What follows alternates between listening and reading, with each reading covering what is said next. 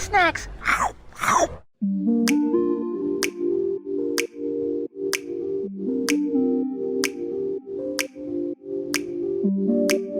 What's good, Loaded Snacks Universe? Your boy Jokes is here, and I am at BlerDCon 2023. BlerDCon!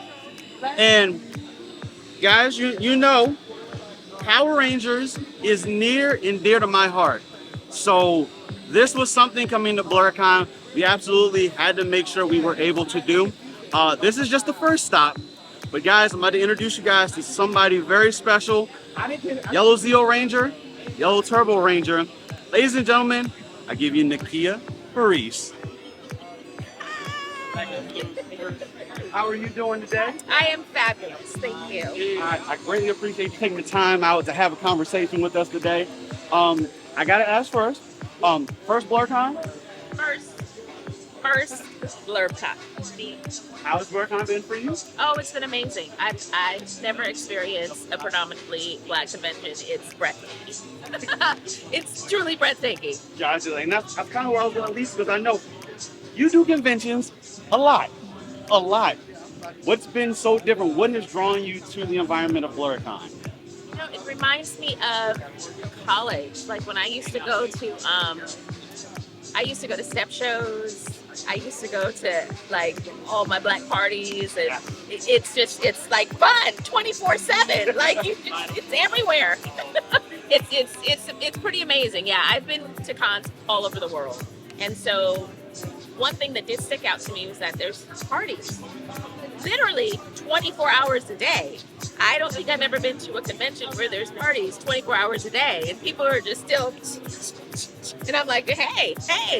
Yeah. Party of BlerDCon never stops. It's like the show floor, like you guys come to the vendor areas, that closes, but everything else stays well open for it. Like you hear the music in the background. We don't want you to hear that because we don't want you to be able to watch this video though, but trust, there's music going all the time. It's absolutely amazing. Like I love the environment, and of course, we talked briefly beforehand. You know, this is my birthday weekend, so you know that's even on top of everything. This has just been an awesome experience to be able to do this. Now, let me ask, of course, Power Rangers. 30 years of Power Rangers. Did you ever think that in 30 years after being on the show, that we would still be talking about Power Rangers in this shape and form right now? Absolutely not. No.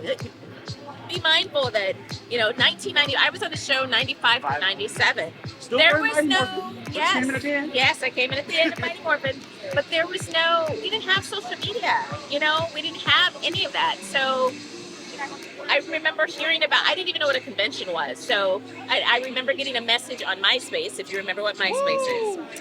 And this young lady was like, when are you going to start coming to conventions? People are dressing like you. And I was like, what? What is a convention? What do you mean dressing like me? Peeking through my window? Like, I didn't know. And then I learned about the Comic-Con culture. And I really feel like Comic-Con social media has really helped with having generations remember Power Rangers, for sure.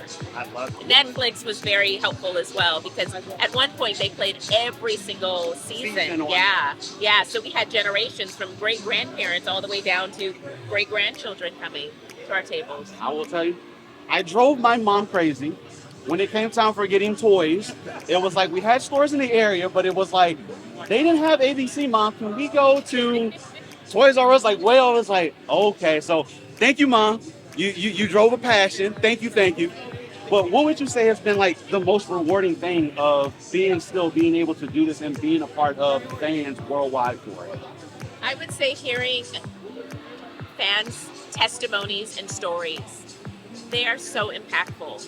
Like when I did the television show, I did not think that people would remember my character, that I would represent anything. For me, it was just a job at the time. I didn't think about the impact it had on little kids. Yesterday, I was literally crying with a young lady that told me that, she went to a school and it was just her and her cousins that were the only Black kids at the school.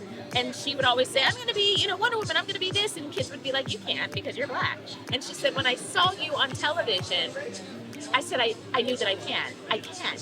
And so hearing those stories and hearing that we were in the hospital room when people were having surgeries and we helped them stand up to their bullies, that is amazing. Like, you can't help but be touched by something like that. And I had no idea when I was filming the show. So yeah, it's a blessing. It's wonderful. Like growing up, kind of the same concept. Yes, there was a point. I did go as Halloween and I had to be a Power Ranger. The only problem was you could only buy like one costume. It was either Red Ranger and that was it. Eventually I managed to get some Black Ranger apparel. I started getting some Yellow Ranger apparel when it came time for it, but I'm happy where we've moved to now, and we can have the type of representation and still be able to continue with it. Yeah. Now, Zio, we're just a couple years shy of 30-year anniversary. I personally would like to see where the character of Tonya has gone from there. Like, I feel like that should be a thing that people would like to see. You guys have to be vocal about it. You guys ask for it, it could become a thing. What do you think maybe is something the character didn't get to express necessarily that maybe you would have liked to see for it?